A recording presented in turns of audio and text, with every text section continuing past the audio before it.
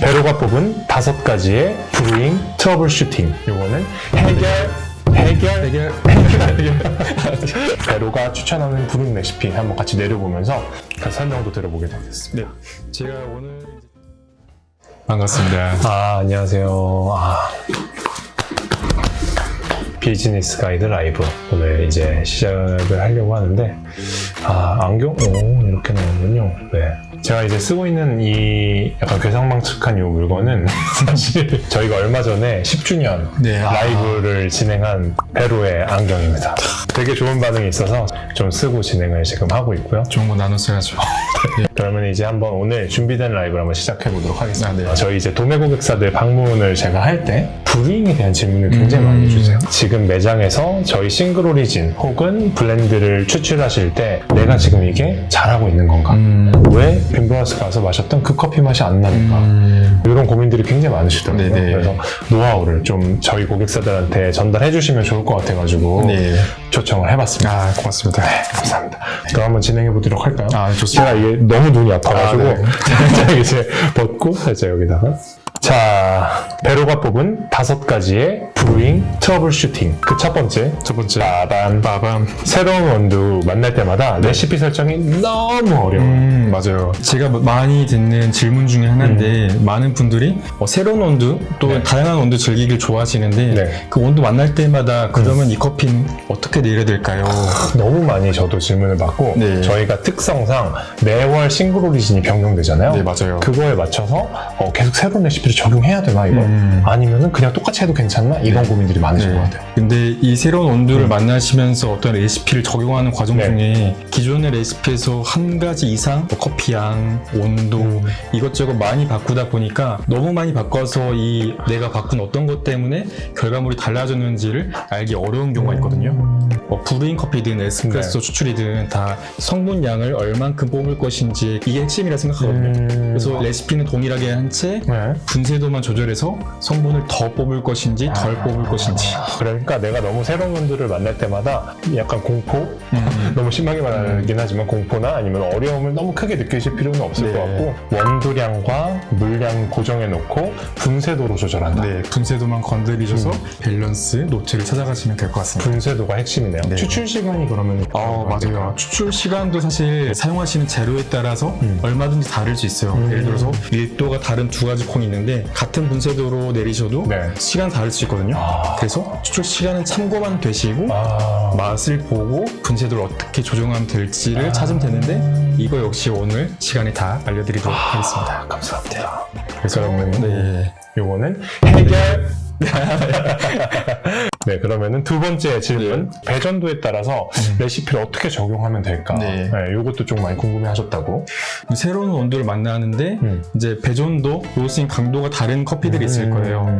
저희 커피를 예로 들면은 올트, 블랙스트, 세븐티는 조금 강하게 볶인 미디움 다크 이상의 중간 배전 이상의 커피고 벨베다이트 혹은 저희 보통의 시즈널 커피들이 약 배전이나 중약 배전인 커피가 많아요.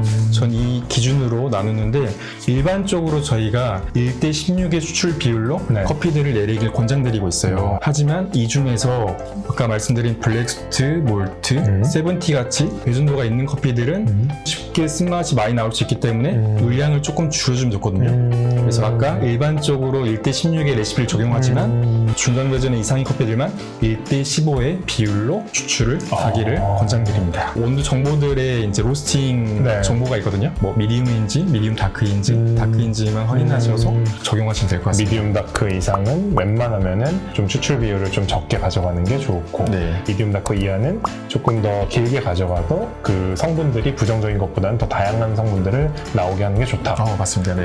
좋네요. 명쾌하네요. 1대15, 1대16 이렇게 나눠서 해라. 네. 약간 제가 너무 맞추려고 욕심을 세 번째 질문입니다. 분쇄도 조정을 어떻게 하면 되느냐?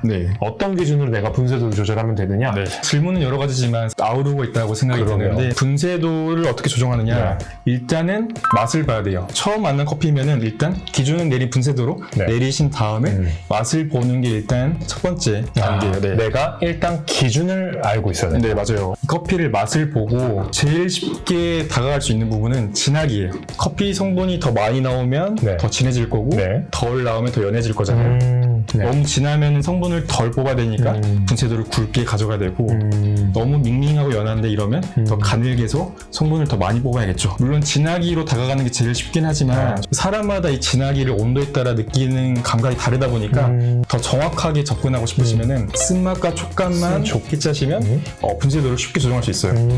쓴맛이 많이 느껴진다는 거, 성분이 너무 많이 나왔다. 지금 너무 가늘다. 네, 너무 가늘다. 그러면 굵게. 네. 이제 두 번째로 촉감이 있는데 촉감. 보통 혀에서 느껴지는 감각이에요. 네. 커피를 드시고 나서 감 먹은 것처럼 떫다, 텁텁하다 하면은 성분이 너무 많이 나온 거예요. 그러면 분쇄도는 더 굵게. 맞아요. 근데 반대로 거친 느낌이 있을 수 있어요. 이제 드시다 보면 이 떫은 느낌과 네. 거친 느낌이 구분되실 수 있는데 네네. 이 거칠 때는 성분이 덜 나왔거든요. 성분을 더 뽑아주면 조금 더 부드럽게 바뀔 거예요. 오히려 성분이 덜 나왔을 때 느껴진다. 맞습니다. 네.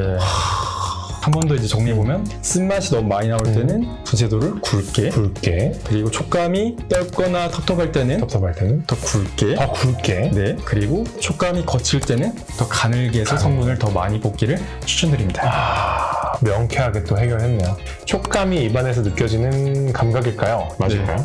네, 입안에 있는 혀 위에서 혀의 위에. 느껴지는 감각입니다. 네, 그러면 이제 네 번째, 원두에서 향이 잘 안 느껴진다. 내가 그 카페에서 마셨던 그 커피 맛이 내가 내리면 안 나요. 네, 이렇게 문의 주셨다는 네. 거죠. 이렇게 향이 잘 안 느껴진다는 경우를 보면은 네. 대부분의 원두가 조금 화사한 과일향이나 꽃향이 있는 조금 라이트하게 볶은 커피일 확률이 높더라고요. 네. 두 가지 케이스가 있어요. 물을 너무 나누어 붓는 경우가 있었고 네. 혹은 물을 너무 조금 붓는 경우가 있었어요.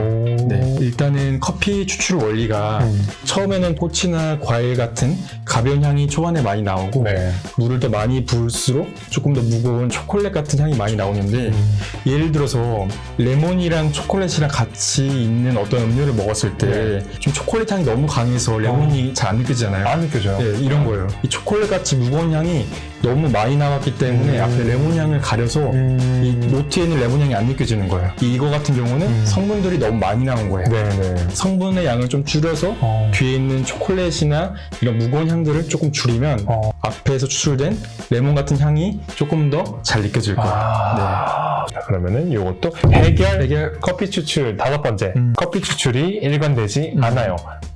이런 경우에는 뭐 저울이나 온도계 둘 중 하나를 사용하지 않는 경우에 아무래도 나는 똑같이 내린다고 해도 결과물이 그렇지 않을 수 있어요. 무언가가 달라졌기 때문에 결과물이 달라서 다르게 느껴질 확률이 높습니다. 네. 저울 같은 경우나 온도계 같은 경우는 사실 그래도 쉽게 구매할 수 있기 때문에 가급적이면은 구매하시는 걸 권장드리고 혹시 온도계 같은 경우 네. 이렇게 물을 팔팔 끓이신 다음에 커피 주전자에 옮기셔서 뚜껑을 열어놓고 약간 식게 기다렸다가 커피를 내리시면 그래도 얼핏 뭐 93도, 4도, 5도 가까운 온도에서 브루잉을 내리시면 적절하실 거예요. 자연 친화적인 삶을 추구하시는 분들에게도 네. 되게 좋은 그래도 방법이 될 수 있겠죠. 네, 그러면은 이제 저희가 다섯 가지 대표적인 질문들 저희가 좀 안내를 드렸고요. 네. 그러면 요거 바탕으로 한번 베로가 추천하는 브루잉 레시피 한번 같이 내려보면서 그 설명도 들어보기로 하겠습니다. 네.